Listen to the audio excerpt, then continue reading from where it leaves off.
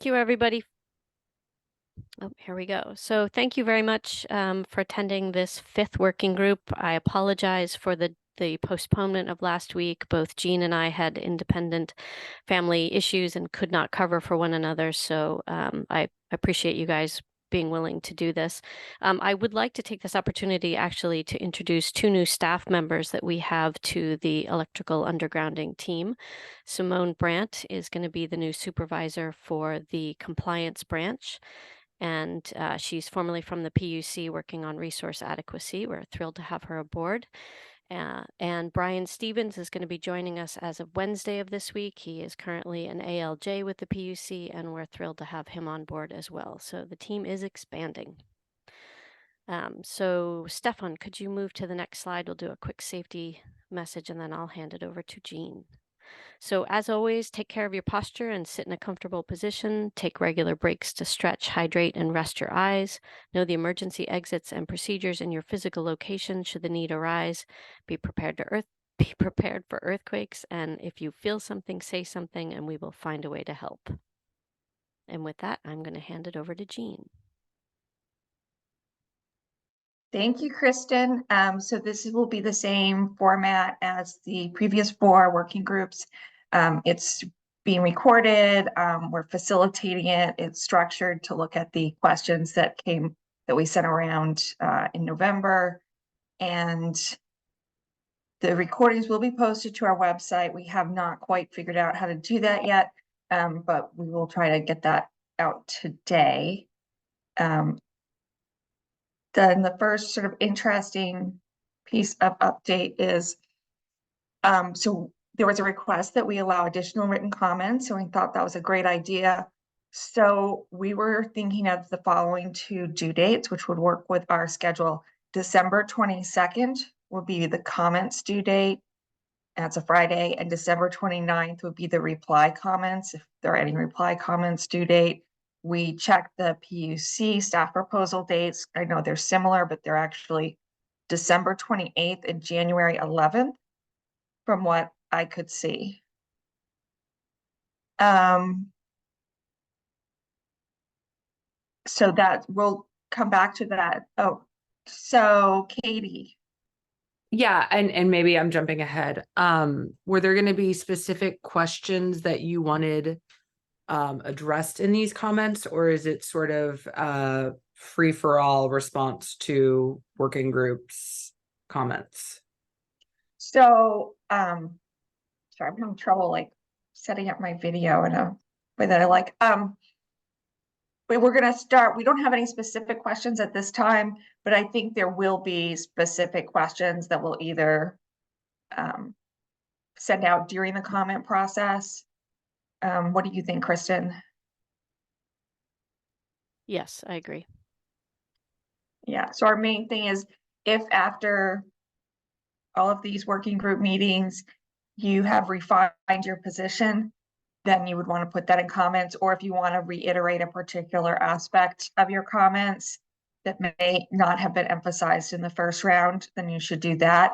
If the comments that were submitted the beginning of November cover everything, and if you feel like you've shared enough information in the working groups, then don't feel like you need to comment.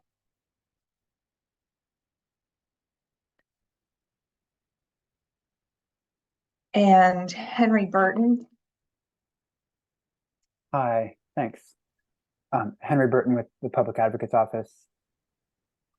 I just want to note that for us, from the Cal Advocate's perspective, those deadlines would be very difficult. I mean, right now, our staff dedicated to 884 are really focused on the comments to Safety Policy Division's draft resolution. And so we don't have time this week to turn our attention to another set of comments. And then we're going to have a lot of folks out of office for the holidays, obviously. So okay, I think I hear what you're saying. I don't think that we are capable of putting in any written comments before New Year's. We just don't have staff availability until to write anything until after New Year's. So we have to start writing the guidelines now. We're writing them even as we speak. So to delay it, and I'm working on through the holidays on writing the guidelines. So to delay it past that creates a problem for us. Because we need, and I realize there is kind of a conflict, chicken and egg situation here. We need to have our draft to our management, at the end of January or sooner. I understand that. I am frankly a little frustrated. We've been encouraging energy safety to get ahead of this issue for well over a year now. And so I think it's unreasonable to jam the stakeholders with a 10-day guideline, a 10-day deadline right before the holidays, when we also have a competing deadline on the very same issue at the commission. I mean, our staff are all focused on commenting on SPD's draft resolution right now. So, we opened a dialogue with energy safety over a year ago, and we've been encouraging you to start drafting So guidelines Henry, and let me putting out stop a you there proposal. and say, I hear two things. One, I hear you're frustrated because energy safety has moved very slowly. I just got here, Kristen just got here, like this is a brand new thing for energy safety. We've just staffed up for it. We still have very few staff. So I apologize, but that is the reality of the situation. It's not that we've been ignoring you. We've been trying very hard to get this process started. Two, I hear the separate thing, this conflict between the two different sets of comments for the two different agencies. So I'd like to explore that a little bit with the other parties, and maybe we can take something back to, maybe, Kristen can take something back to the director about this problem, specifically the problem of having, not enough manpower to write on both topics. Kristen, is anything you want to add to that? No, I might, I think one of the things we might be able to work through is having maybe two deadlines. So for those of the parties who can get their comments in sooner, that would be great. And then perhaps Cal Advocates, if you can't get it in until later, we can work with that. But as Jean said, this is a train that's leaving the station. So in that sense, we feel the same frustration you are. We would like this to be June and just starting writing the guidelines, not December. And actually, I'm curious if other stakeholders who are planning to write comments have the same problem as Cal Advocates. Katie? Yeah, I mean, I guess I'm less concerned about the first one, but the second one is really difficult, I think, for those of us. I speak for myself. I'm the person, and I'm, hosting the holidays, and I have two small children, and they don't have school. And, I'm usually very remiss to put out my own personal choices and how they impact my work. But I think in this scenario, given that it's the holidays, I would highlight that December 29th is really difficult, especially for working parents. So that one would be the real problem for me. I feel confident in what we put in our November comments and that we haven't strayed. So likely my December 22nd comments wouldn't change that much. But I do think that this is a place where I'm going to have I'm probably going to have some reply comments, and I'm not going to have childcare the week that I'm supposed to be working on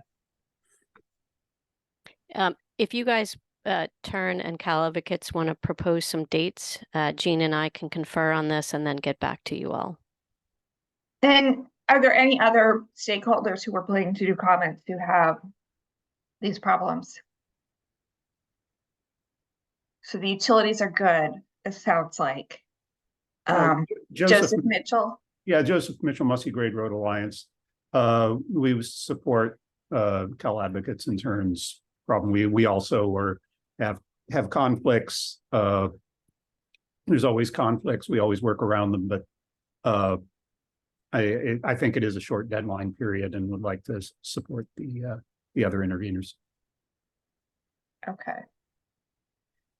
And the utilities, I see Matt.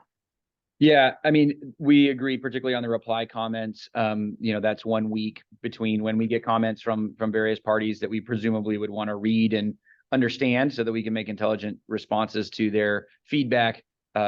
At least one is an official holiday, so it's really 4 working days, and we appreciate the comments from various parties about the conflicts with family time and vacations, things like that. So the reply comments in particular seem like a challenging turnaround to PG&E and our staff. Okay. And I see in the comments, I don't see all the chats that come up, but I saw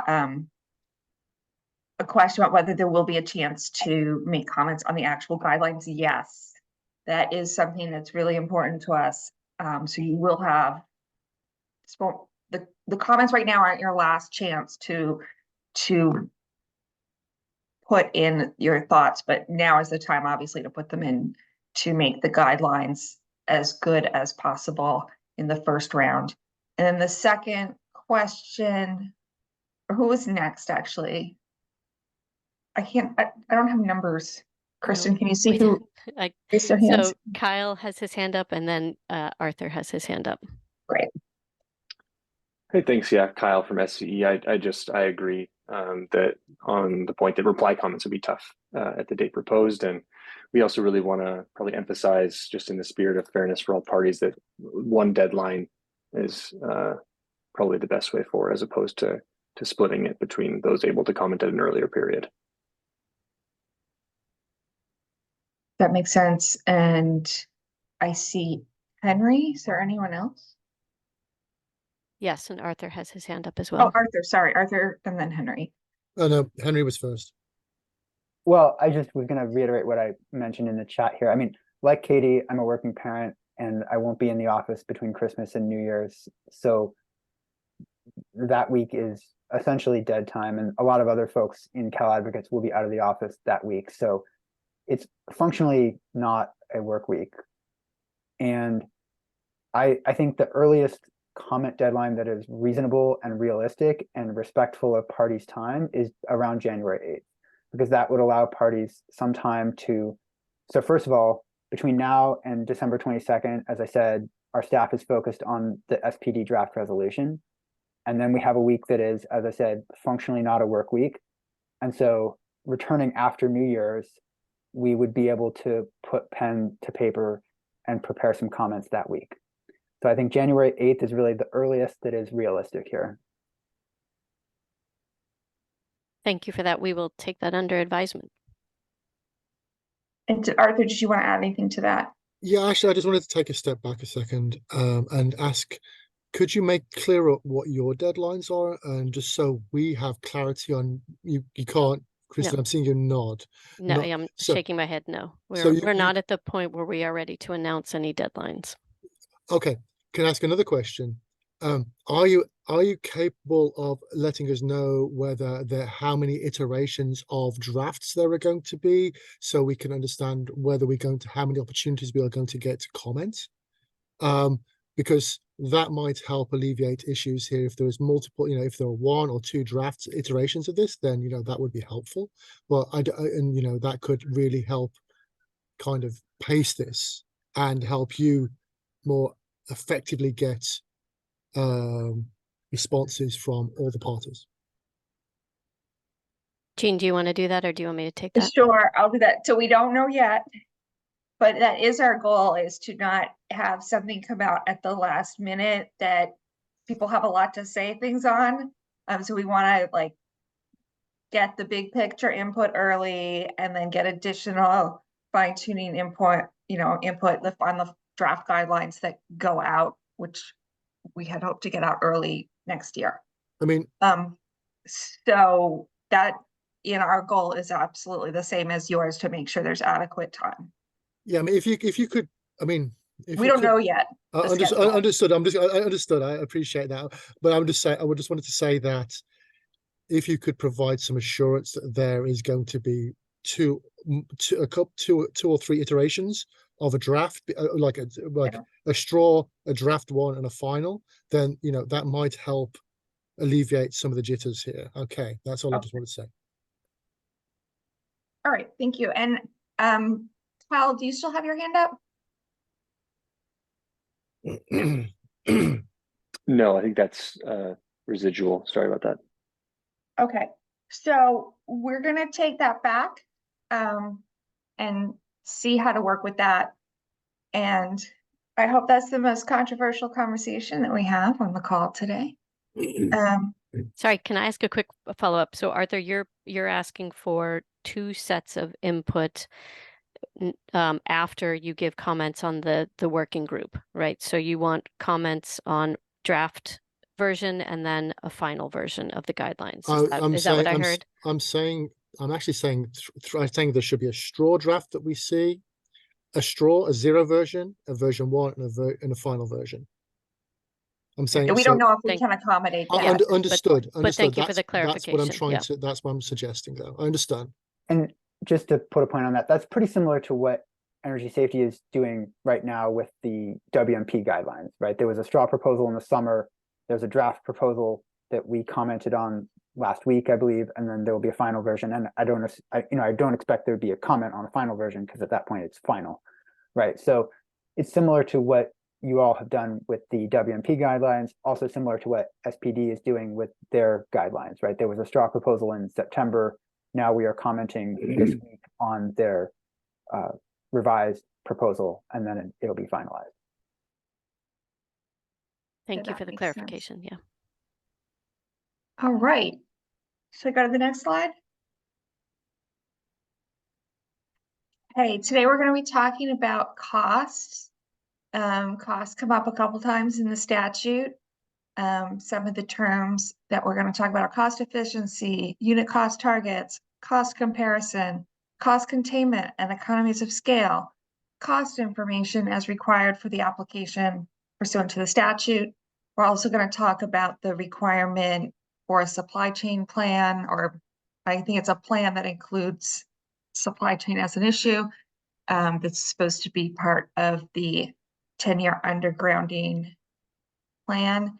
And then our last bullet is evaluation principles, or maybe they're guiding principles, but whether this concept is useful and whether people feel we should have suggestions. So let's go to the next slide. And we have a question. We have a raised hand, Kristen.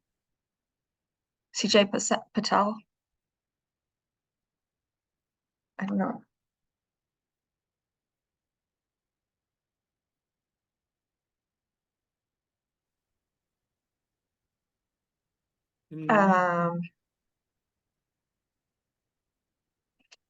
I'll just continue with this slide, and Christian, if you can unmute him when you can. So this slide is really just an informational reminder. Energy safety is responsible for evaluating increased reliability and decreased risk of wildfire. In the undergrounding plan, CPUC is responsible for reviewing the costs of the plan. We are not the cost people. We've heard comments that cost is still relevant for us, but our point today, we understand that CPUC has a role in cost, and we are not trying to take their role or trying to be coordinated. And the undergrounding plan itself will include certain cost-related information.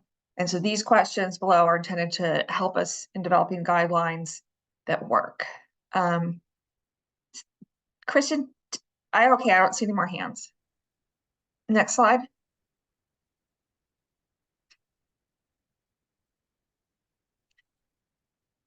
Okay, this is sort of my question in particular. So the statute uses the term cost efficiency in section 8388.5C2. Generally, my understanding of cost efficiency is it is defined as the process of minimizing cost while maximizing value. I mean, cost effectiveness, on the other hand, refers to the value of the outcome compared to the expenditures.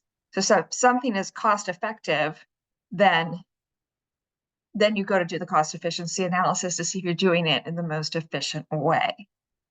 Cost efficiency is typically calculated as a ratio between cost and benefit. The CPUC uses the terms cost effectiveness and cost efficiency interchangeably in places. And I wanted to understand from the stakeholders if they think cost effectiveness and cost efficiency should be treated as synonyms for purposes of the undergrounding plans. Does anyone have any thoughts on that?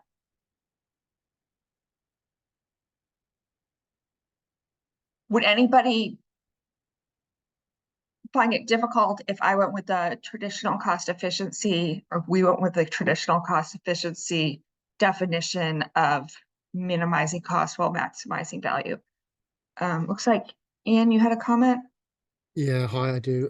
At this point, I've got to ask the question, what is the commission asking about this? Because this is the area where you have major overlap with what the commission is requiring and the commission's decision, the commission's guidelines. So if the commission is going with them as synonyms, then it's going to create issues if energy safety decides not to treat them as synonyms, especially as the commission is the ones really substantially required to act upon this. That makes sense, Ian. And since in your, what you know of the process going on at the PUC, do they really, is it really that they're synonyms? I just want to really. I will actually defer to Henry and Holly on this in that team, because they have much more better understanding of the commission's current decision than I do, the proposed decision than I do. So I believe they are synonyms effectively at this point in time. And also we have CJ Patel on as well from SPD, so he could certainly speak to that. Okay, that would be great if we get a little more input. If they are different, then analytically they become different in how they're handled in our guidelines. But if they are the same, then that conceptually the same for the purposes of this program, then that's fine as well. I just want to be sure. CJ, So you are unmuted. If you unmute yourself, you can speak. If you want to interject. Yeah, can you hear me? yes. Okay, I'm sorry. I've been trying to fix the video issue, so I'm not following what exactly we're discussing.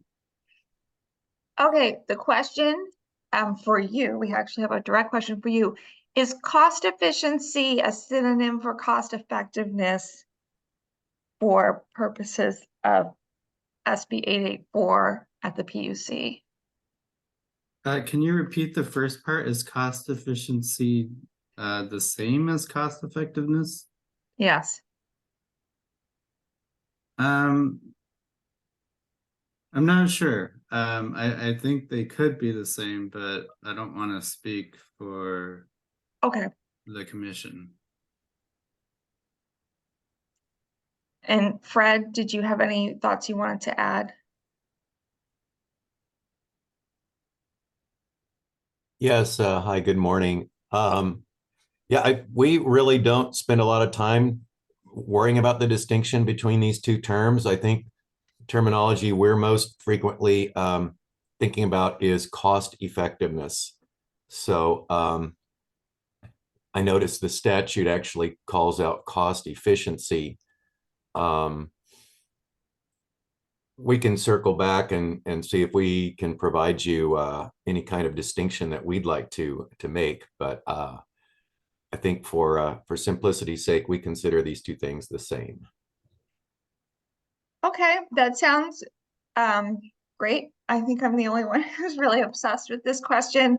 If it's anyone else, if anything they want to add at this time.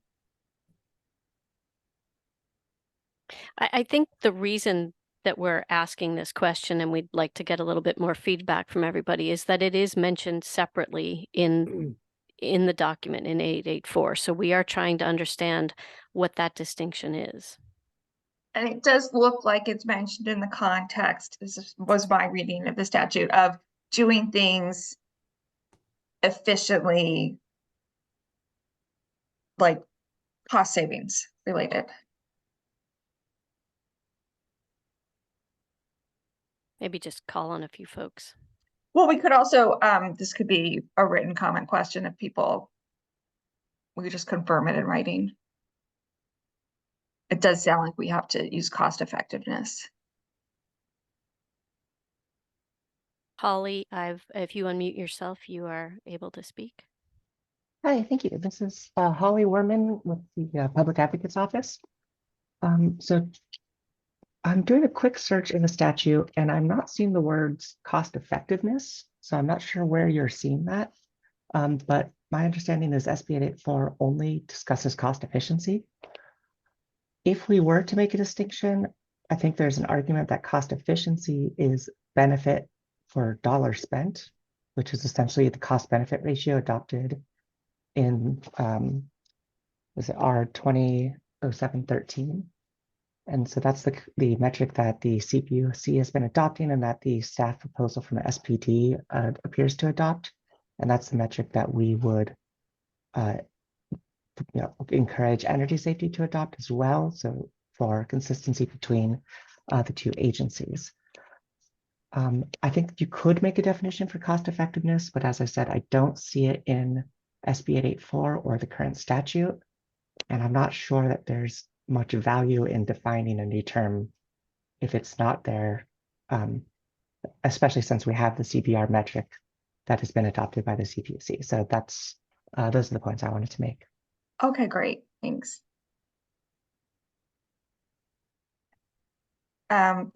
So on my screen, I just see Katie with a hand up. And I can be quick. I just wanted to support Holly's comments. I tend to agree, or I do agree, that we should be focusing on the CBRs. That is the tool that we have, and it should be used by both agencies. Okay. Next slide.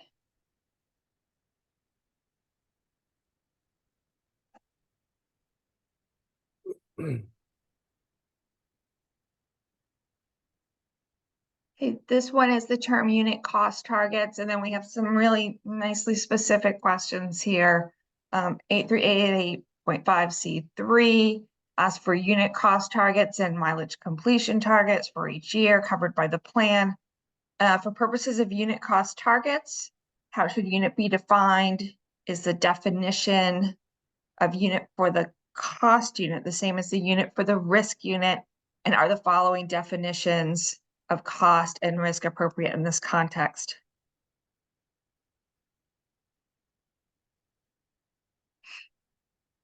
And yes, I do think this, responding to the chat, I do think there will be a glossary at the end of the day. Katie? That's an old hand. I'm still thinking. Okay, Matt? Yeah, we think, this is PG&E, we think that unit cost, as it relates to cost per mile, the first sub-bullet is the most productive way to understand the work that's being done and cost efficiency of that work in real time. The second sub-bullet there is risk measured per mile of overhead replaced. That data will be included in our plans and communicated, but that's an indirect connection, like the cost of what happens in the field gets connected back to the risk, but the unit cost that's experienced and driven is from the mile of work being done. So that's what we think is the right way to approach unit cost. So I take that as it's the each mile that gets undergrounded, or the Yes. the undergrounded line. Okay. Yes, your first sub-bullet, cost measured by mile of underground line constructed. Okay. And Ian? I'm going to have to completely disagree with that because we're talking about risk reduction here. The mileage of undergrounding is not the best measure of the risk reduction. The mileage of overhead removed is the best measure of risk reduction. So that's the fundamental unit we're trying to work with here is the risk reduced, isn't it? And so even PG&E's calculations expect up to 1.2 miles of undergrounding for every mile of overhead removed.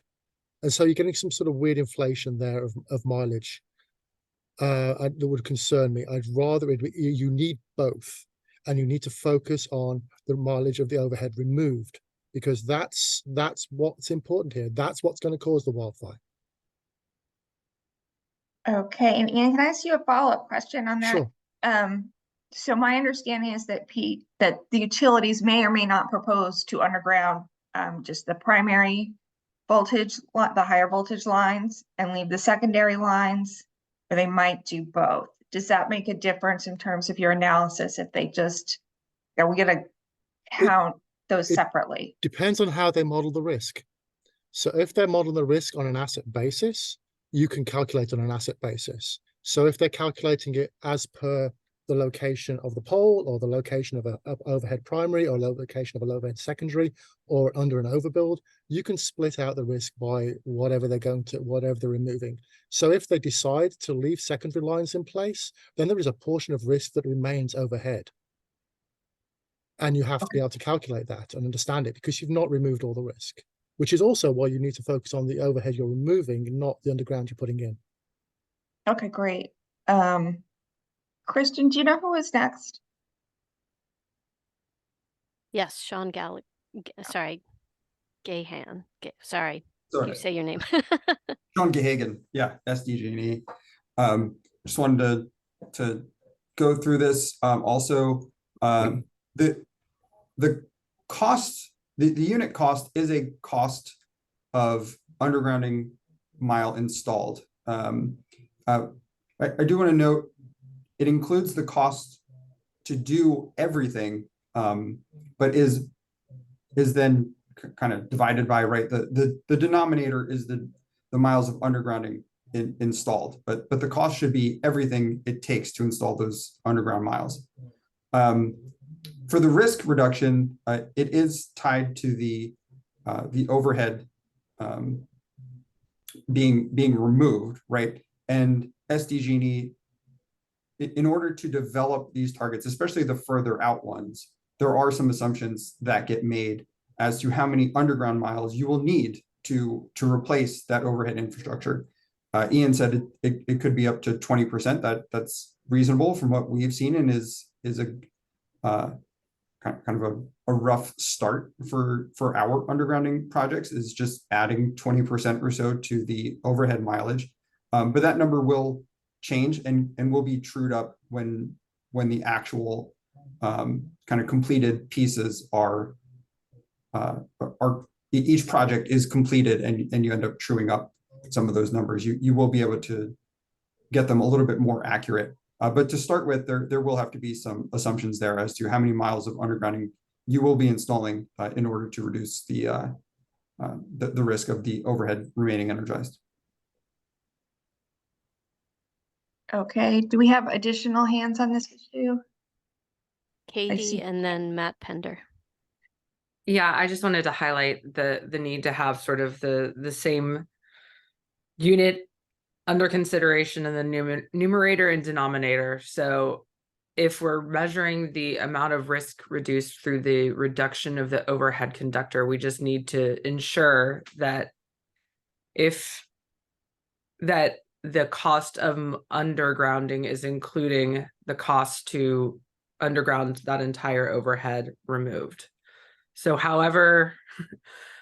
whatever we're doing, we want it to be like for like in the numerator and the denominator, however you speak of it. But if it's underground mile, it needs to be underground mile for the amount of overhead removed, not just per mile. It needs to kind of include that conversion factor. Thank you. And Joseph Mitchell. Joseph Mitchell, Mussey Grid Road Alliance. I'm wondering how it would be handled if you have a particular project consisting of a certain amount of risk to be reduced, a certain number of targeted underground miles, and it is decided for one reason or another that all of those should not be underground miles. Some might be better mitigated as covered conductor or some other mitigation. Would that cost then be integrated in with the total cost for this package, for this project, and cost per mile includes those, or do those get kicked out entirely from this program and you have to have a separate program to manage the covered conductor aside from a reduced project with the undergrounding?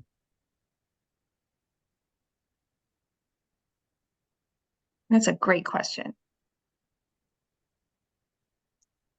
Matt, is your hand raised to answer that question? Yeah, I can speak to that question, and then I can speak to the overarching conversation here. So that is what you summarized there, Joseph, is what we are expecting, given the constraints of SB 884 and the language included there, right? And we have that. We have what we call hybrid projects on a circuit where we do some undergrounding, but in other areas it's more appropriate to do some overhead. And we generally try to separate those in our accounting system to have different order numbers for the overhead portion versus the underground portion. Right now, given our general rate case environment, they can still all go in the same budget and the same cost category of system hardening, but under the 10-year undergrounding plan regime, the undergrounding costs would be tracked to one budget that would be recovered through this process, and the overhead costs would remain in a covered conductor overhead system hardening budget that would presumably be recovered through our general rate case. So even though they're adjacent to each other, they're a relatively integrated circuit, obviously, the cost would be tracked differently. So that is how we would expect this to work, given the language we've seen so far. So when it's rescoped and pieces go out, that just gets removed from the project. It gets scaled down. Those have to then appear in general rate cases. But then that makes it hard to track things on the basis of targeted risk removal, right? Because if you say, okay, we want a targeted risk removal for this segment, that's what we're going for. Well, you're not going to get it all from the undergrounding. You're going to get some of it from this other now completely separate and funded project. So how does that work? How is it possible to do the targeted risk reduction? Well, we hopefully it's okay for us to go back and forth. We can still calculate the risk reduction from each segment of the project, right? The undergrounding section, if there's an overheading section, how much risk is associated with each one. The WMP would be an environment where those two things would come together to say our overhead program has reduced or is planning to reduce this much risk, and our underground program is planning to or has reduced this much risk. And as an integrated wildfire mitigation program, we've eliminated X percent of risk or this much risk on a certain circuit segment or circuit. So it's all trackable, it's all reportable. And this environment may not be where all of those two things, overhead and underground, are reported together, but the wildfire mitigation plan provides a venue for that. Yeah, but there's also an auditing portion for this particular undergrounding proposal. And that's going to be asking, how did you mitigate this risk? So I think it's just going to be a little bit clunky having things kicked out, so they're not all, they don't fold up into this project anymore. So things are going to fall out, and then they won't be auditable because now they're covered conductor, they're in another program, and this program won't really have an idea technically about whether that is going to be handled properly or is handled properly, and so forth. So I think there needs to be some sort of traceability there. Understood. We think that the traceability exists and it's relatively easy to audit this, right? Here's the overhead portion of the circuit. Here's the underground portion of the circuit. Here's how many risk points each are worth, even if they are accounted for in different budgets. We agree with you in a different formulation of the world where all of this was just integrated. It would be somewhat easier. But if the direction, and it is from our legislator, to keep undergrounding in one bucket and track overhead hardening in a separate bucket, we don't think that will diminish traceability or the ability to understand exactly what was done in which locations. And okay. Ian, I wonder if you're interested in jumping in on this, given you raise your hand. Thanks, Matt. If that's okay, Joseph, unless you want to respond. Sure. Okay, so I just want to remind everyone that the SB 884 plan requires a comparable evaluation of a risk reduction from undergrounding and overhead, which means we have a plan-wide undergrounding scenario and overhead plan-wide underground overhead plan-wide scenario. So what I would expect, what we could expect, is to have two effective plans proposed by the utilities, one for undergrounding, one for overhead. Then you actually have knowledge of where the undergrounding and overhead is going to be going in to the process. You have an annual compliance process that cycles through. You have an annual report from a monitor that cycles through for 10 years, 10 cycles. You're going to have to establish a work plan that monitor is going to monitor. That work plan may have work going in and out of it as required. You can effectively be tracking two plans through this. You could be tracking an overhead plan as required, as has been filed, and an undergrounding plan as is filed. So there is an opportunity in this to actually have a record of where you think the overhead and undergrounding is going to be initially, and how it is going to change as you come to comply through the years. So the opportunity to audit this is actually built into the plan. And sorry to potentially be dominating the conversation. I don't think we disagree with most of that, Ian, right? Okay. I mean, I think the legislation and stuff is relatively clear that the underground, what is selected for undergrounding is of primary importance to this filing, right? But that evaluation of alternatives like overhead hardening is important. And as you mentioned, we would do that evaluation at the system-wide level or at the program-wide level. What if we overhead hardened all of this instead of undergrounding it? And then as a matter of course, we do that at the circuit segment level. When we do identify a high-risk circuit, we look at it to identify which spans should be undergrounded and which should be overhead. Sometimes it's 100% one way or the other. Often it's a hybrid, that this area makes sense to underground and this area makes sense to overhead. And we would be able to explain that in our data set in terms of the risk benefits of each of those things. And just to clarify our worldview on this particular one, we would expect, as we read the legislation, we would expect there to be a comparable amount of risk reduction from an overhead program as there is from an undergrounding program. That's the language of the legislation.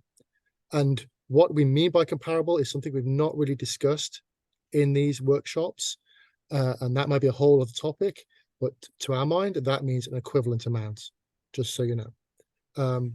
But yes, I think we're on the same place, Matt. There's an opportunity. I think there's an opportunity to actually plan the work and actually work the plan here. Deal. And then returning, so I hope that was helpful.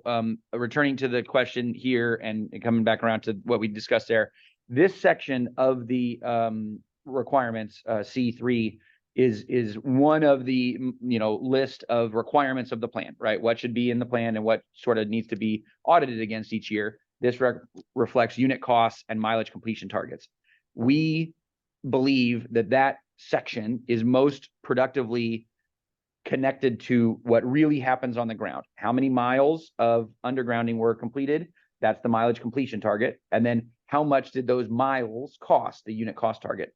We don't disagree that risk per mile, risk per cost are important analytics that should be understood and that kind of thing. But for this specific definition of providing a unit cost target by year alongside the mileage completion target, we believe that cost per mile of undergrounding line constructed is the most productive here.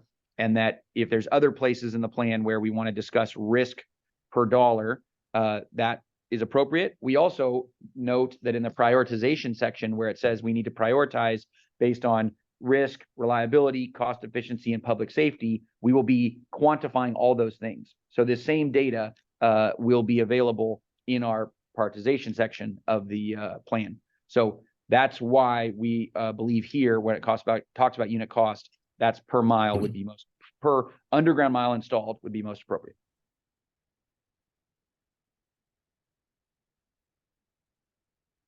Okay, and I think we've kind of addressed question B here. How should completion targets be set in the undergrounding plan?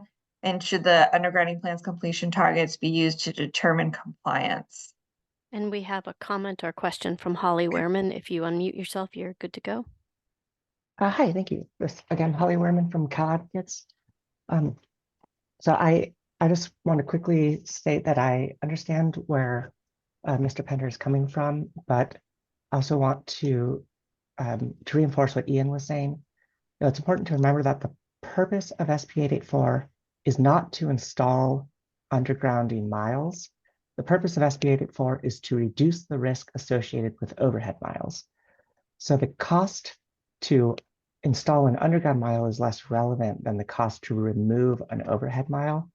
A simple example would be if you have a project with a very low unit cost of undergrounding in terms of undergrounding miles, say $1 million a mile, but a very high conversion ratio, say 10 miles of undergrounding to 1 mile of overhead removed.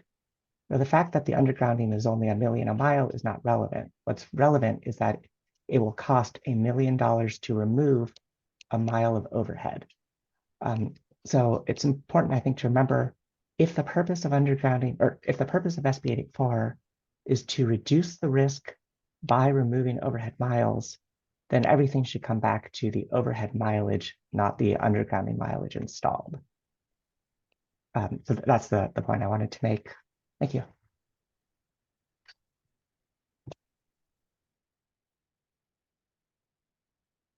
Is there additional hand raised? I see Matt Pender has his hand Ye- raised. Yeah, and you guys feel free to cut me off if PG&E is commenting too much. I understand and appreciate most of what Holly is saying there.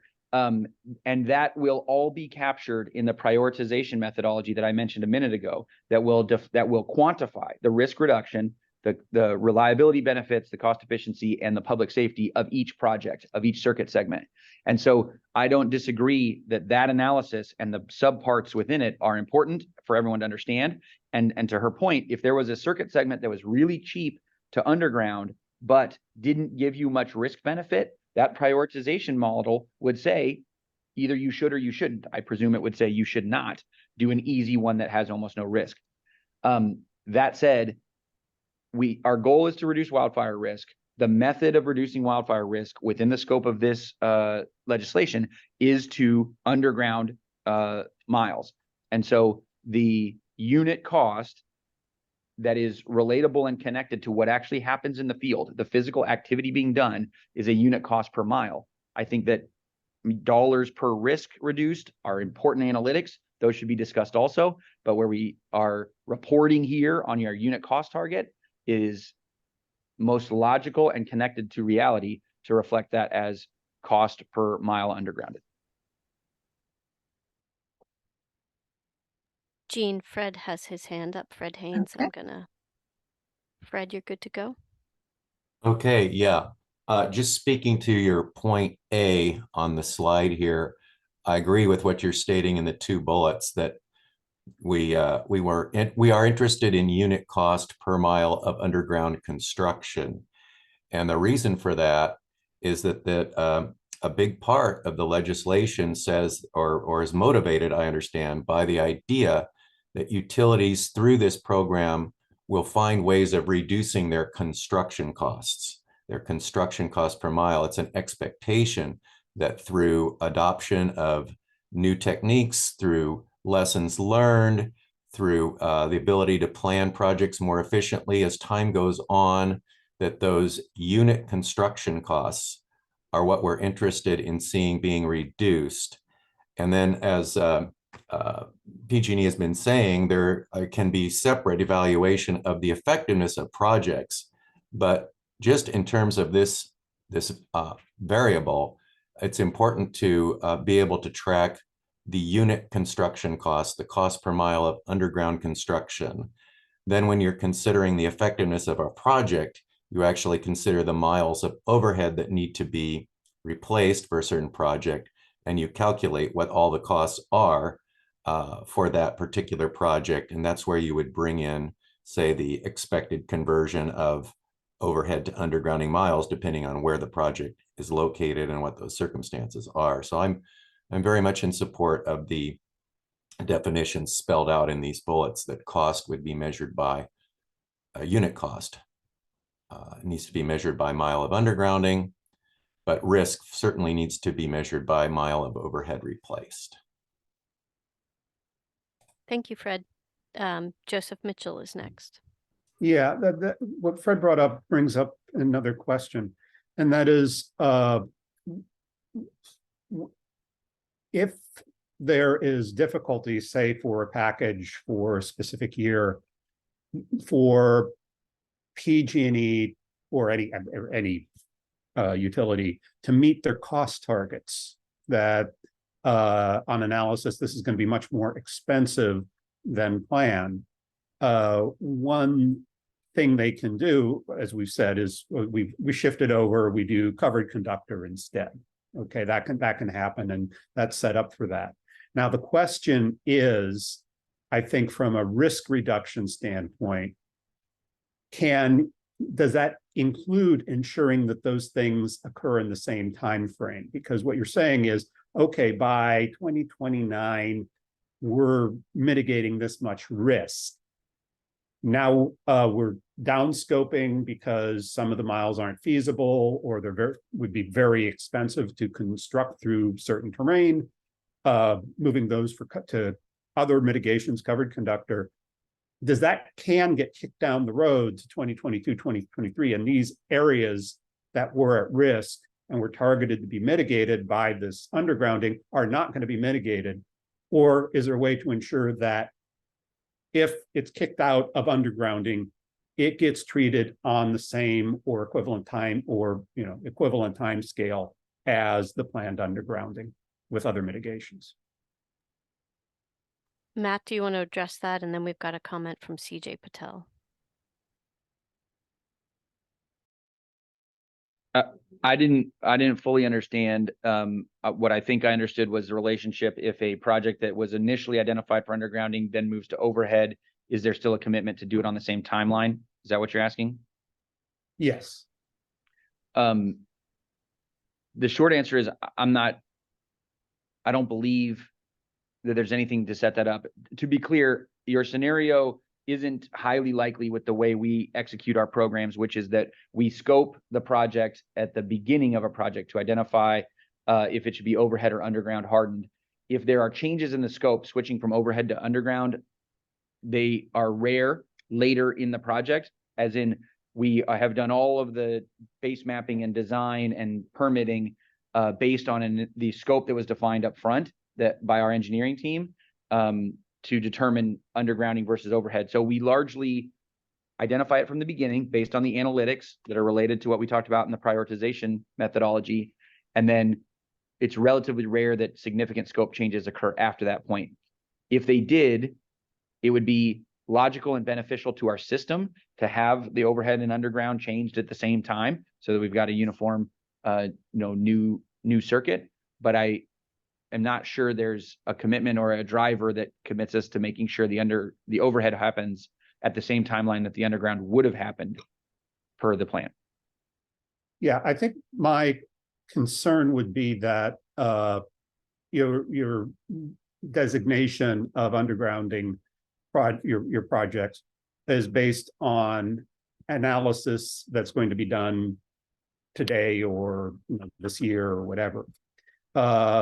If there are changes to the risk models that significantly change the cost benefit or efficiency of other mitigations, that could lead to adjustments in the future models. So there is a potential that with something you discover in the year 2026, you might want to change your undergrounding plans for 2028. And therefore, the concern is then, well, is the stuff still that was going to get mitigated in 2028? Are those circuits still going to be mitigated, even though they're not part of the same project anymore? So what I'd say is, if there's new information that drives us to make adjustments to our 2028 plan, say based on an updated risk model that tells us something else is higher risk, or that circuit is most appropriately overhead hardened, that new information would be appropriate to have us potentially adjust the scope and the timing of those projects, because there may be other projects that would have been on the 29-30 list that now are moved up to 28 because they're higher on the risk score. So that's how I would think about that. I wouldn't see us necessarily wedded to sticking to the same timeline if new information following the apparatus and the decision-making framework that we've presented in our 10-year plan and presumably gets approved. If we're following that decision-making apparatus and new information guides us to make a different decision, move one up, move one down, move from overhead to underground, that's how we would propose to incorporate the new information. Okay, thanks.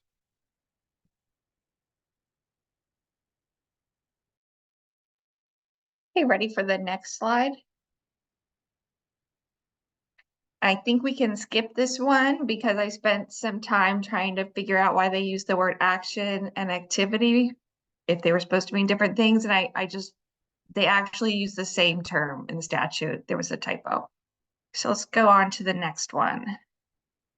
So for this, the questions really just are B and C. Should the cost evaluation of each mitigation strategy be compared to the same baseline that's adopted for the undergrounding projects?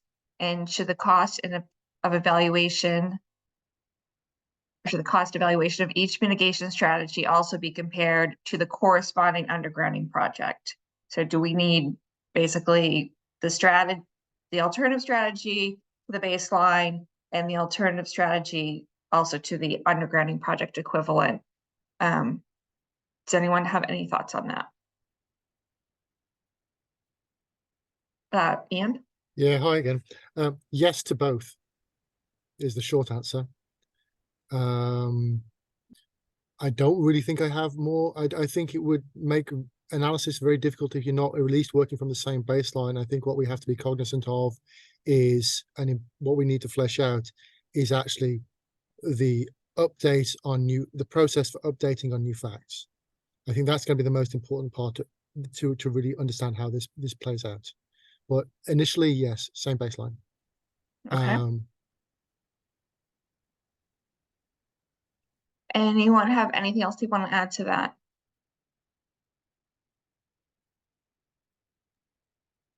I just wanted to echo those responses. Okay.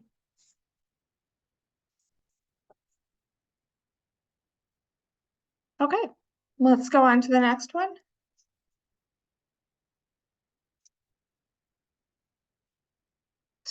So this question is about cost containment and economies of scale. This is in 388.5 C6. And this is also the section that refers to the sustainable supply chain. So the actual language of the statute is an evaluation of project costs, projected economic benefits over the life of the assets, and any cost containment assumptions, including economies of scale necessary to reduce wildfire risk and mitigation costs and establish a sustainable supply chain.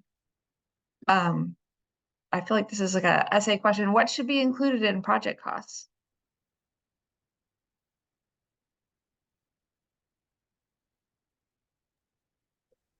And I think we kind of talked about this earlier, on the earlier question about undergrounding versus overhead lines as a metric.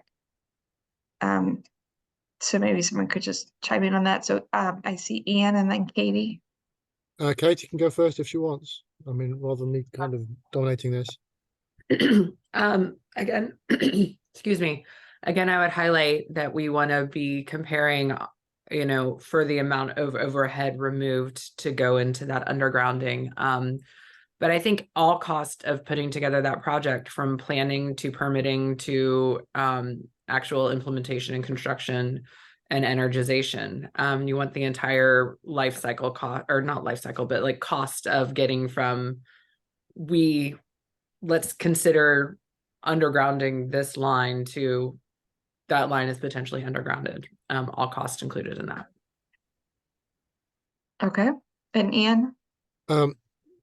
more or less the same. We're not averse to a full life cycle analysis, which includes both construction, capital costs, and O&M. We think that's going to be very important, especially when you do the comparison between the alternatives.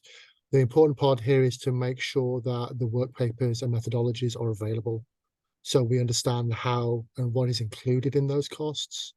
And that's not just of, again, that's not just of the order that is for, not just that line item order for undergrounding, but also the line item for the removal of the overhead and the line item for the future VM and things like that. So that would really be what we would be thinking of when we talk about project costs. We talk about the whole of the environmental action here, to kind of borrow from CEQA. So any activity you're doing out there that is going to reduce, that's going to result in the reduction of the risk. Okay, Matt? Yeah, we don't disagree. So we do see these two phrases there and questions A and B as a little bit separate there. So project costs are to deliver the project, sort of as Katie mentioned, from the engineer first identifying that we want to underground here and developing the scope all the way till we finish mapping it and closing out the project and whatever final paperwork is required. So that's the project cost to deliver it. That's the upfront and nearest term cost.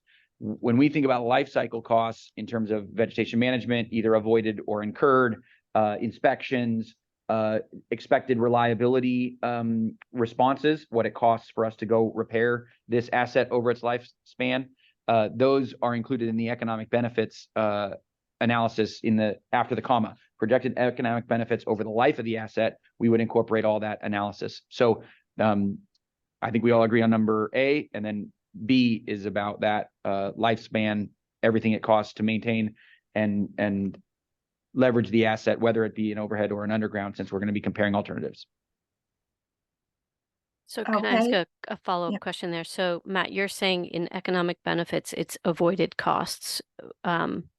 What additional sort of things would you include in that? Well, I mean, the big ones are the ones that we've been talking about here. So when you compare overhead versus underground over the life of the asset, vegetation management costs are going to be different for an overhead hardened line versus underground. Inspection cycles are going to be different. The expectation for the number of outages we would expect that asset to have over its lifespan, and each outage requires a troubleman or troubleshooter to go fix it and upgrade the assets potentially. So those are some of the keys. There are also, when we do our prioritization, we're going to monetize in the analysis the benefits of the reliability. That's not really referenced here, but those are the primary things that we think about for the economic benefits of the life of the asset. Okay, thanks. Okay, so I'm hearing that the economic benefits are life cycle, vegetation management, inspection, maintenance, and reliability improvements. Anything else? Okay, I see Ian and Sean. I don't know who had their hand up first. Sean? Sure, I can go ahead. Thanks, Ian. Just one other thing I wanted to add there, and maybe it's included in the reliability piece that you were mentioning, but avoided PSPS is going to be another piece of that economic benefit. There's benefits there both to the customers not being de-energized and potentially some benefits to cost avoidance or cost reductions associated with the utility's response to having to activate and do the additional work, including patrols, manning the emergency operations center, et cetera, associated with performing a PSPS. So just wanted to throw that additional context in there in addition to basically agreeing with what Matt laid out around the points A and B. So quick follow-up question. How would you distinguish between the cost benefits and the overall economic benefits to the customers specifically versus the utility? Well, where would that show up as a distinction? I think the that is included in the the project kind of cost benefit analysis in the risk modeling would include some metrics or some data there to kind of quantify, right, the impact of not de-energizing customers, right? That there is some benefit there that can be monetized via that risk modeling, and again the more kind of direct costs of the utility not doing the additional work to perform a PSPS event. If you open it up to the costs for the costs that are affecting the customers, do you have to then open it up on both sides of the equation? So you're now looking at more costs related to customers, both on the benefit side and also the detriment side. Right, so there's going to be an effect to them if there's undergrounding. Maybe there's an inconvenience. I'm just asking if you know you can't just kind of isolate one type of cost because it works in the calculation. You'd have to open it to more of those costs. I think that could be something we could look at, but it's not something we have modeled currently.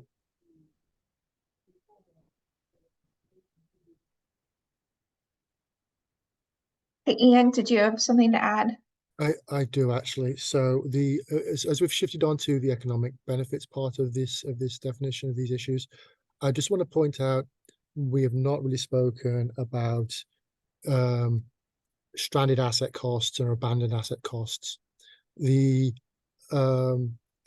the utilities underground, there may be overhead, there may be still utility in the overhead lines. For example, telecommunications may still be using those poles to carry their facilities. There's going to be a cost to the ratepayer if the telco facilities have to maintain those lines. There's a couple of parts of those to that. It's like what is the energy utility going to do with regard to abandoning / retiring / selling on that asset? What is the telco utility going to do in adopting that asset? Now that might be a bit tricky because they're not really scoped here, but certainly the cost to the energy utility in abandoning that asset would be abandoning / retiring that asset would be very important as a cost, both as a direct cost to ratepayer. There's also an overall risk here we have to think about. The telco utilities have responsibility to maintain resilient networks. I have no insight. I'm just pointing this out. I have no insight into the risk that undergrounding poses to their responsibility to maintain resilient networks. And so we should just be aware that there are other risks associated with undergrounding that are not being fleshed out here, as well as the potential cost of non-energy utilities having to maintain poles that they currently share. I just want to point those out as kind of like things that may need to be in this equation. So quick follow-up question from the electric utility perspective, the stranded asset, where would you like to include that cost? I think it needs to be part of the economic benefit equation. So how much are you selling this asset? Are you zeroing out this asset? What sort of liability is this asset to you? That's really what needs to be understood there. At least on the economics, at least on the pure dollars and cents side of it. And then there's a whole question about the actual what effect it has on risk, which, you know, there's a whole other risks issue as well. Thank you. And Matt, I think you're next, and then we've got a comment from Steve Bowen. I'm happy to talk about that. We view the disposition of the pole as part of the project cost, right? So whether we're going to sell it, whether we're going to remove it, etc. You know, if all of our assets have been removed from the pole, we will disposition it in some way, either transfer it to another joint tenant or remove it, etc. And that would be incorporated into the project cost in the upfront portion of the analysis.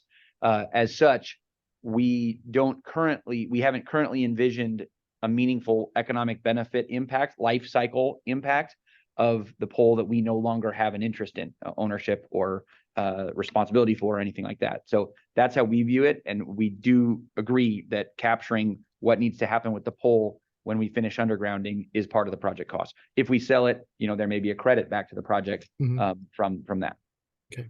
But the cost of removing it is not the same thing as a stranded asset cost. So the stranded asset cost is what's the cost that you have not yet paid off on that pole, or the costs that were incurred as part of putting in that pole, so that you're still paying that back. That's an unpaid thing. So it's a cost to remove it, but there's that cost to put it in that may not have been paid off. Where would that show up in your equation? I have to admit to not being as an expert on rate-based accounting to that point, right? If we've installed the pole and it has not been fully depreciated, and we are removing it now as part of an undergrounding program, I don't know. Okay, thanks. And Steve Bowen, you are unmuted. Thank you, Steve Bowen for Sonic Telecom.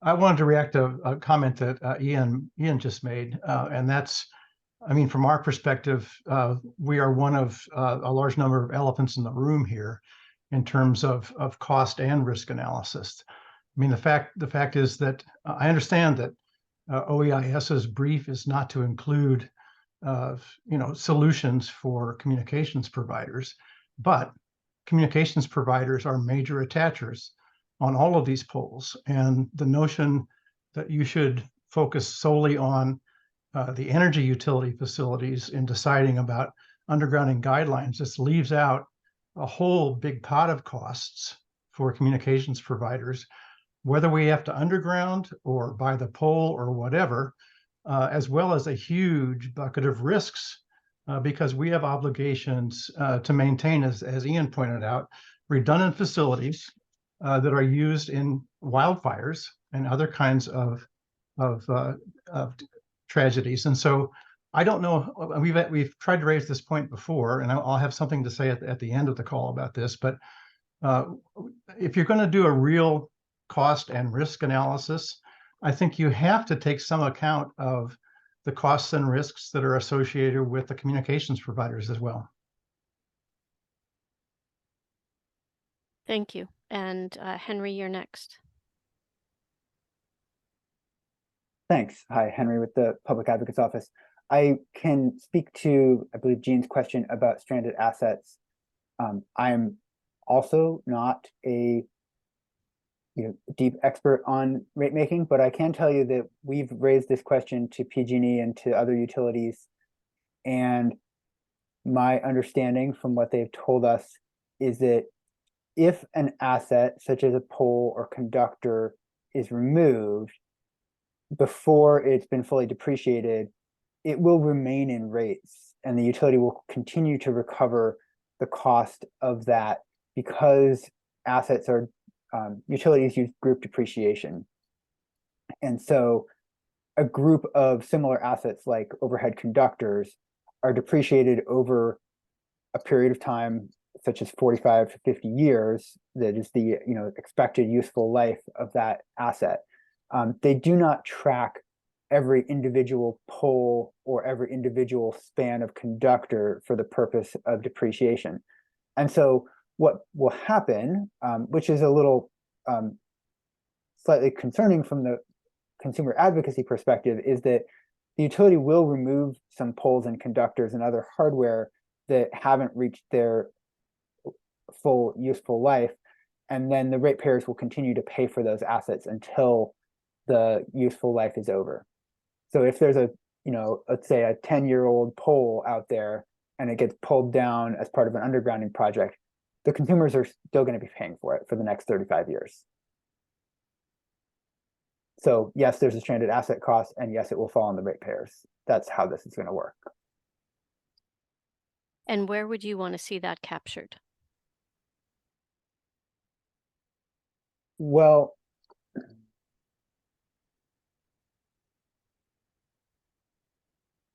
I would have to think about that. It's not, truth be told, it's not an incremental cost of an undergrounding project. The consumers, the ratepayers, were already going to be paying for the pole that was installed 10 or 20 years ago.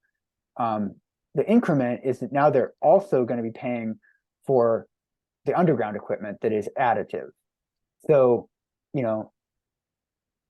no matter what, basically, the ratepayers are going to pay for that old overhead pole or conductor. And the increment is that now they're also going to pay for a bunch of underground stuff and effectively paying for both at the same time. Ian, did you want to add up to that? Yeah, the difference is, and where it would need to be made clear, is in the alternatives analysis. So if you are just doing overhead and you have the opportunity to do covered conduct, so your cost benefit analysis is going to look very different. So if you're doing overhead and you're doing covered conductors and you have the opportunity to use the existing pole, then that's going to look a lot better than if you're doing the undergrounding. Thank From you. a And stranded cost perspective. From a stranded cost perspective, yeah. we have a I think comment that's correct. from Brian Thomas Polari. You're unmuted.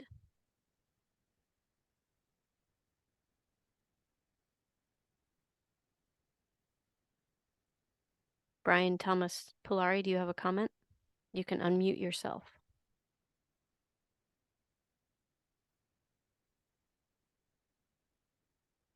Okay, moving on. Jean, I think you can move to the next. Okay, and I think there was a comment in the chat that was relevant. And, from Steve Bowen, the only way to adjust is to do a new average life study for a group and address the results in a GRC. Okay. And then I think there was one other person who had their hand up.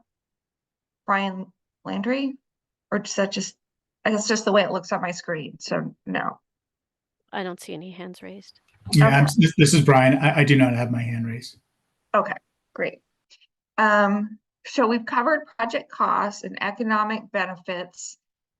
What about cost containment assumptions and economies of scale necessary to reduce wildfire risk and mitigation costs?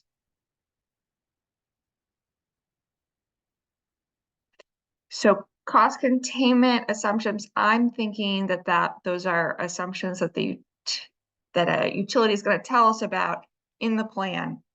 When they explain what assumptions they use. Is there anything more to it?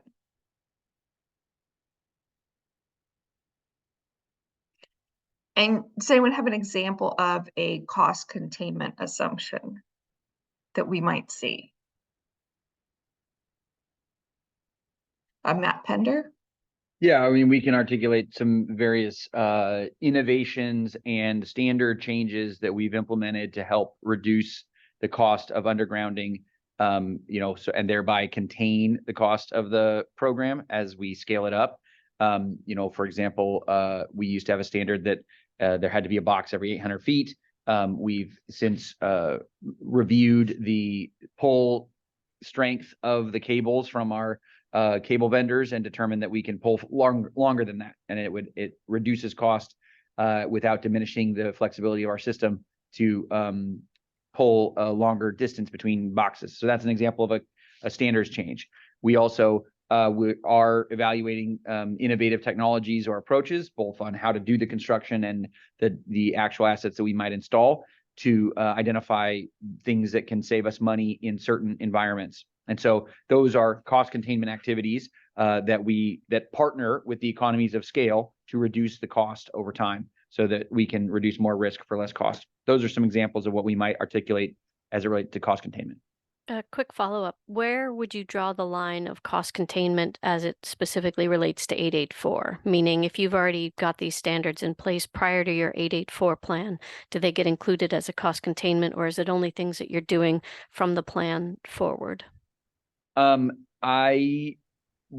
I think that some of these things that we are implementing right now will have meaningful, significant benefits over the 10-year life cycle of the plan. And so I think we would present those in terms, I think we would lay out the timeline relatively clearly of here are things we've already done that will benefit the plan in terms of saving money. Here are things that we are implementing right now that we have confidence will save money. And here are things we're evaluating, maybe in terms of a new technology that we are optimistic may save us money in the long run, but may or may not work out once we've piloted the new technology. So there will be all manner of things we've done in the past, things we're doing now, and things we're going to do in the future.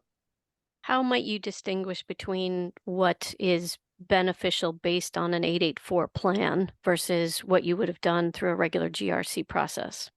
Because good it's my question. my understanding is that, these should be different. Open to that feedback. If we think these should be different, we think that the comprehensive understanding of what we're doing to manage and deliver the undergrounding as efficiently as possible is probably helpful to parties. But that said, the primary benefit of this 10-year plan is to lock in the certainty of the economies of scale. How much mileage, how much work we'll be doing over a 10-year plan allows us to deploy technologies, partner with vendors, contract in efficient ways with vendors over a long period of time. GRCs are not super short, 3 to 4 years, but 10 years is a much longer time horizon for us to lock in a plan and therefore partner with vendors, contractors, innovative technology companies to know that there's a 10-year horizon here to partner with them and reduce cost. Thank you. Ian, you're next. I think my only comment on this would be it's one thing to benchmark what technologies so there's the technologies and then there's the business contracting aspects of this. It's one thing to benchmark about the technologies that you have used and you intend to use looking from 2023, 2024. But when we get to 25, 26 and there are new technologies, there needs to be a framework for adopting those and assuring that new technologies are being adopted where appropriate.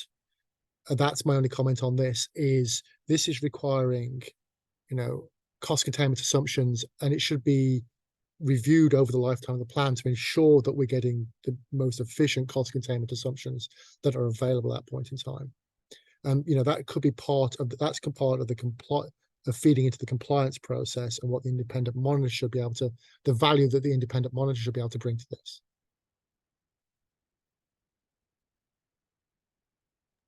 Follow-up question for that, Ian. Are you suggesting that that what we're looking for is the costs that the utility has forecast are the costs that they hold to, or that there is some reduction down from those forecast costs? I think I would anticipate there should be we should be looking for the reduction down from those costs based on improved technologies or improved contracting.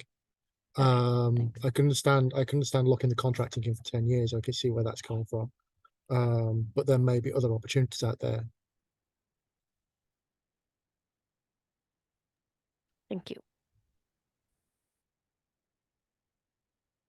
Okay, next slide.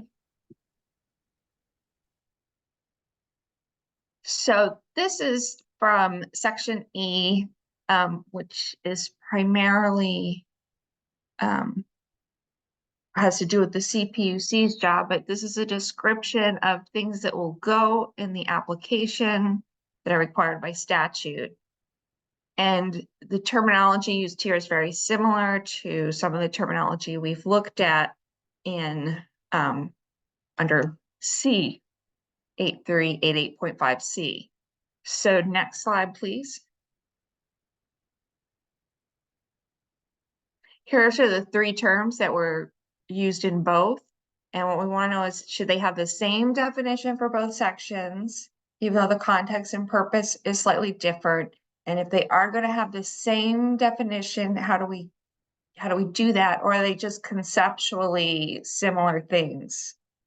So the next slide has both statutes side by side so you can see the context. And why don't we start with cost targets? Should cost targets from C be the same as cost targets from E, which is the right-hand column?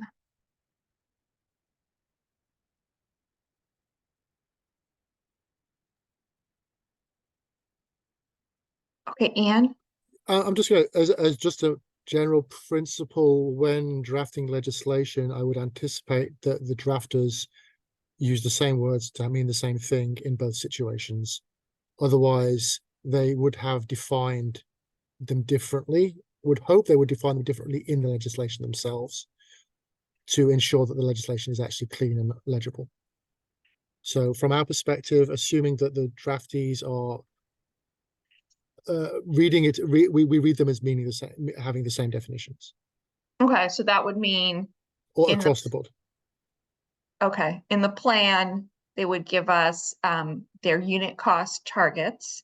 And then the plan is approved and goes to the PUC with an application that also has cost targets.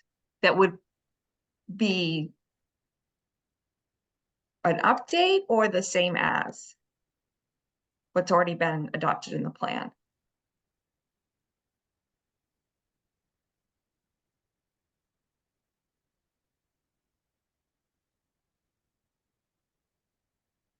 Katie, you don't have to answer the question I just posed. You can go back to the first question. Well, I was going to generally agree that the word should have the same meaning throughout. I'm trying to understand the question a little better. If you wouldn't mind rephrasing, I can try and help. So the application, so the plan is going to be approved by Energy Safety, or let's assume that Energy Safety has approved the plan that has the cost efficiency, unit cost targets, and economies of scale that were required to be in there for, that's the left-hand column. Now they're going to put similar information into the application. So when they file with the PUC. So do we expect that it's going to be identical or updated or just conceptually? The thing I would note similar? is that Section C is what the plan is expected to have. And then Section E is, review and conditional approval of the plan's cost, including all the following. And so you would expect the same thing to be provided in each, but that, in my view, doesn't necessarily mean that the cost targets adopted by the CPUC would be the same as what was in the plan. They could be more aggressive. I mean, I don't know what they're going to do, but I think that if the numbers in the end looked a little different from one to the other, that's because what's happening in Section E is that conditional approval piece, if that makes sense. Okay, and the application, maybe to give more context, this is what goes in the application itself as opposed to what the PUC might ultimately approve. Yeah, so like I read Section C as the application shall include all the following. Those are the language, that's the language used right at the end of Section C. And then if you look at Section E, it's the office approves a plan that is submitted to the commission. A copy is submitted with an application requesting review and conditional approval of the plan's costs, including all the following. So like all of that would be in the, it should be the same information that's in the plan. I'm just saying that I'm foreseeing a potential for what is ultimately approved at the end to be maybe slightly different than what was included in the plan. Okay, great. Matt? So we view the economies of scale to be largely the same concept and definition from the left side of this slide to the right side of this slide. Unit cost target is called out specifically or highlighted on the left side. On the right side, it is referring to cost targets. Those are very related, but we think that cost targets is the broader like budget expectation for each year of the plan. But that budget expectation is driven by the unit cost targets that are articulated on the left side. So the cost target definition is not distinct or different across the two sections or sides of this slide.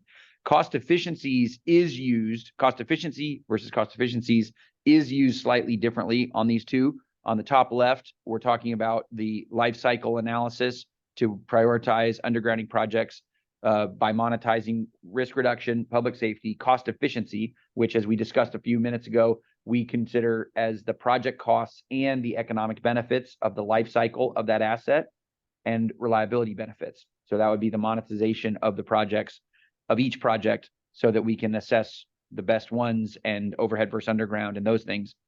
On the bottom right, when it says the cost targets are expected to decline over time due to cost efficiencies, we think that is more colloquially referring to things you do to drive costs down of your undergrounding program, which are the cost containment activities we discussed on the previous slide. So we do think cost efficiency versus cost efficiencies is a little bit unique, but cost targets and economies of scale are the same on both sides of this slide.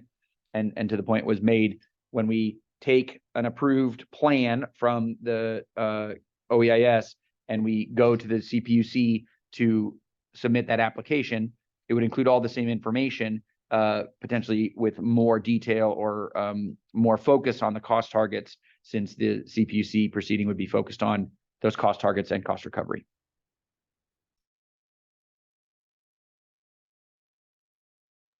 Are there any additional comments on this? Okay, next slide. So supply chain, this comes at the end of the evaluation of project costs. And we're wondering, does this mean what does the language of the statute mean? What's required to be in the plan? We've got some specific questions to sort of guide the discussion. And if no one else has thoughts, I would like to hear from the utilities. What would they think they would put in here? Ian? Yeah, hi. I just have one clarifying question about what we mean by sustainable in this particular context. We're taking it to mean, long-term contracting in depth to ensure the delivery of the plan. It's a sustainable plan. Not to mean anything else. I just want to get that clarification, whether that's the intent, how the utilities read this. What would your proposal be? Mine? No, that's how we're taking it to read it. Sorry. We read it as being as a sustainable plan, a sustainable supply chain is one where you have contracting in depth, which allows replacements and allows for buffering of change out of contractors and things like that, to ensure that the plan is actually deliverable to the time and to the timing and to the scale needed. Thank you. Yeah, this is PG&E. We agree with that definition of sustainable supply chain. Yes, Henry put a comment about green materials or ESG, environmental sustainable governance. We think this sustainability refers to the ability to execute the plan over the 10-year period efficiently, cost effectively, related to those previous conversations about cost efficiencies. Therefore, we think the elements of our supply chain plan, to question number one, would be to articulate what are we doing to ensure that we will have a sustainable supply chain that is able to supply us what is needed for all years of the plan in an efficient manner that's cost effective for our customers. Therefore, what time frame should the sustainable plan cover? Obviously, the 10-year of the plan. If there are elements that are in place, strategies that are in place, for example, partnership agreements with contractors or vendors that have occurred before the underground plan that are in place, those would be appropriate to articulate. Like, we've had a partnership with this vendor for 15 years, supplying at this level, and that will help us sustain our program. So elements of the supply chain plan may begin before the undergrounding plan. Extending beyond the plan is less clear. Because there's no guarantee of what will happen after the 10-year plan. And so we could articulate our expectations for ongoing vendor relationships or things of that nature, but we would see limited value beyond the 10 years. And then life of the assets is an interesting point. There are sometimes elements of warranties or support from vendors for particular pieces of equipment or things like that may be appropriate to speak to. The only other point that we want to make here is that highlight for the utility to highlight particular pieces of equipment or particular supply chain items that may be of particular focus would be appropriate. If we see a concern with a particular piece of equipment and we will be deploying strategies to resolve that would be appropriate. There is a lot of competitive information in this space in terms of what is our negotiating strategy. How many vendors do we plan to use? Just one or five? and overly articulating those strategies at a detailed level, like by type of equipment, could be a competitive disadvantage for the utility and therefore for our customers. And so we would encourage the guidelines to be thoughtful about that. It would not be appropriate for us to list every vendor we use and how much material we get from each of them, except for in confidential settings with appropriate maybe auditors and that kind of thing. So we do think that there's a balance here between providing detail that ensures we do have a sustainable supply chain that will provide us what we need without risking showing all of our cards that would put us at a competitive disadvantage and therefore cost our customers more in our material acquisition strategy. Can you talk a little bit more about how you would propose addressing that balance in a sustainable supply chain plan?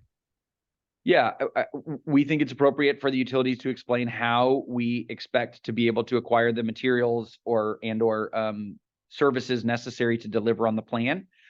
We can highlight at a relatively high level what are the areas that will be of interest. We will need this many feet of cable. We will need this many boxes, things of that nature.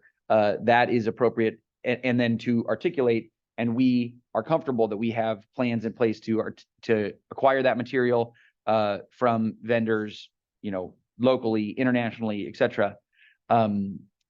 But so we would plan to articulate it at a medium or high-ish level perspective, and then if necessary, we can explain through our annual reports or biannual reports how that's going, right? Are we continuing to get the material that we expected, et cetera?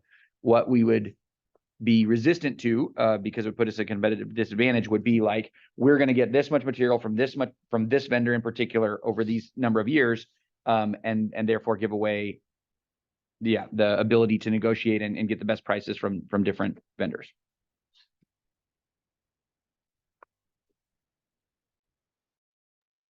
Are there any parties that want to comment on that?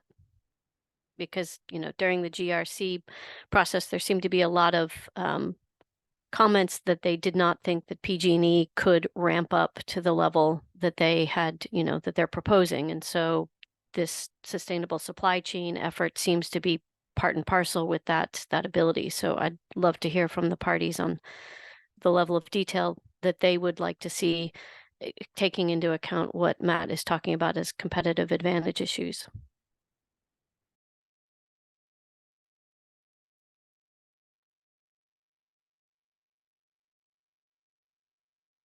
Okay, great. Look, sounds like the utilities have that supply chain all under control. No, thank you. That was very helpful discussion. The next slide, please. So we've been talking about perhaps developing guiding principles for the plans or evaluation principles for evaluating the plans. We wanted to get some input from you all about, do you think that would be useful? Would that be a way of setting a framework? And if so, what guiding principles would you propose? And I looked the WMP guidelines to see, and they do have something kind of similar there, I think, conceptually, is the risk-informed framework in section 4, where they have 4 purposes of the risk-informed framework approach. For example, develop a WMP that achieves an optimal level of life safety, property protection, and environmental protection, while also being in balance with other performance objectives. So usually the principles are addressing sort of the push and pull of different policy issues. So we can talk about this now. We can wait and have people file things in their comments. I guess it'd be especially useful if people have strong opinions one way or the other on the usefulness of guiding principles.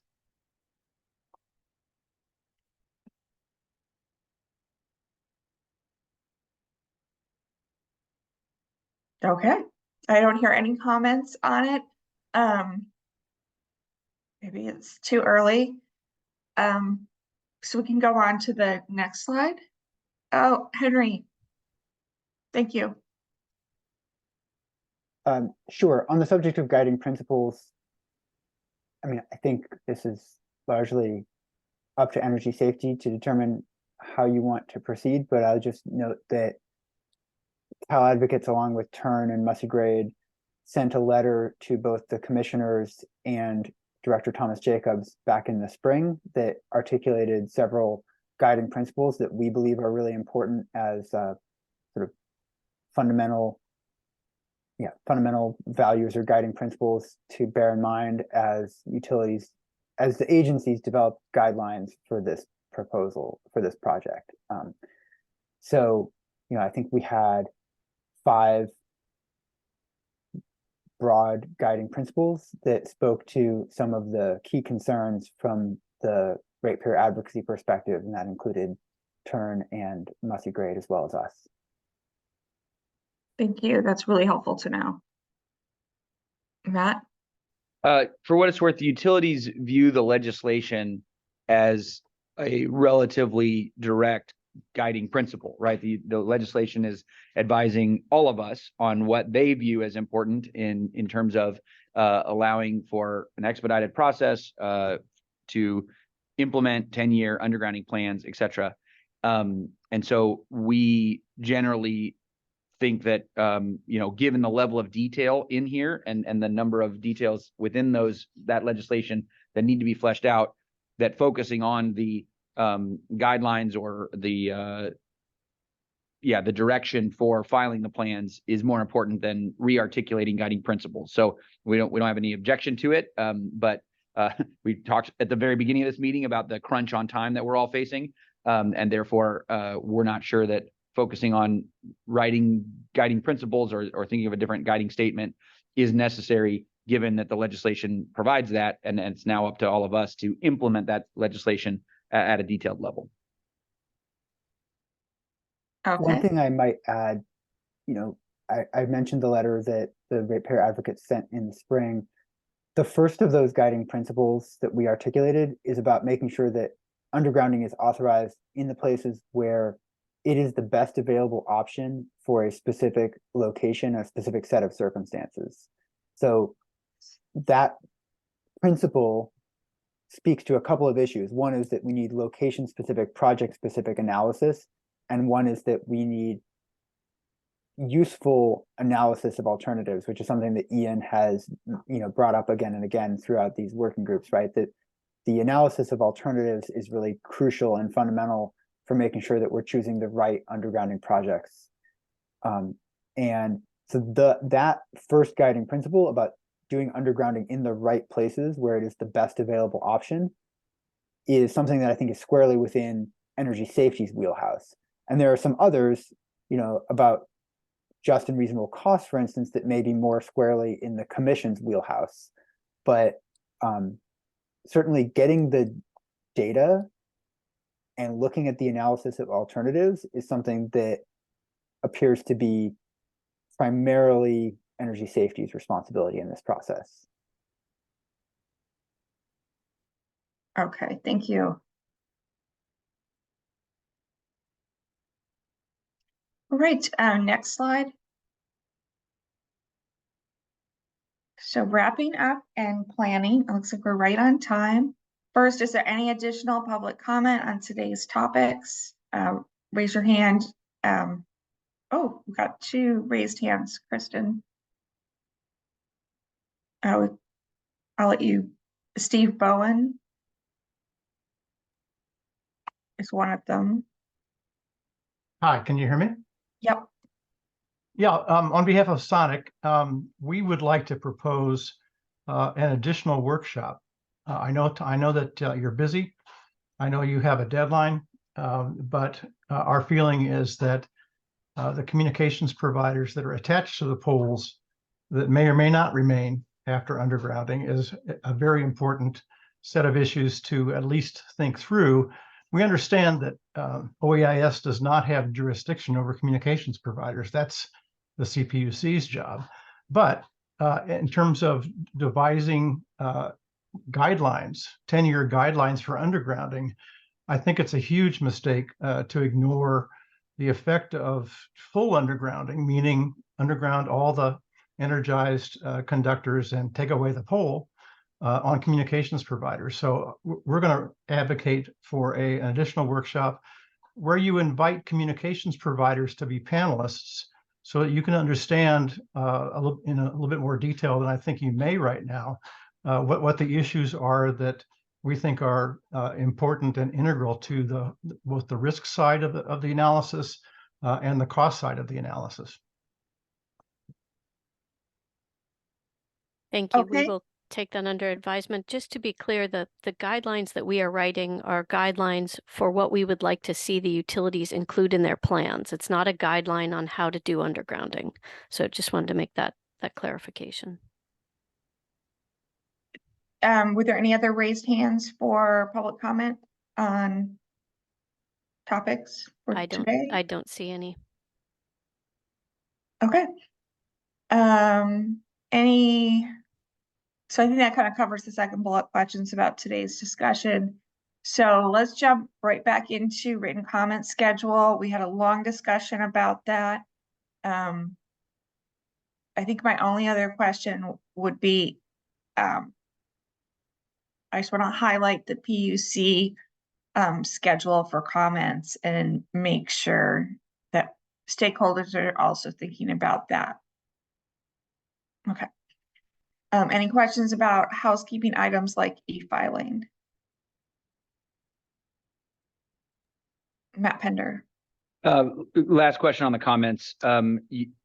We understand the scope of the comments to be the topics discussed in the workshops and potentially revisiting comments initially made at the beginning of this process.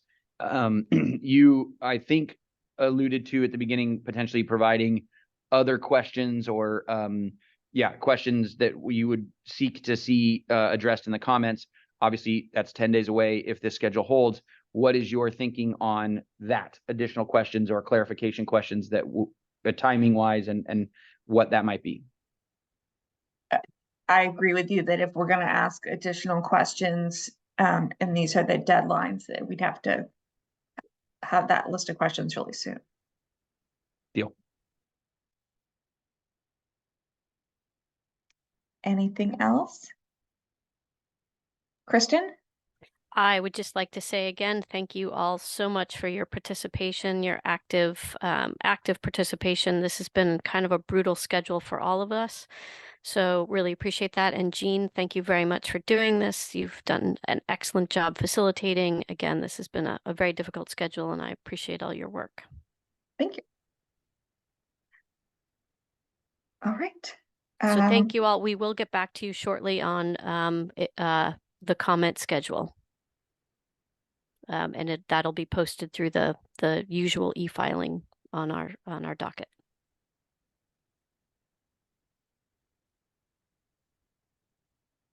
Thank you all. Thanks. You.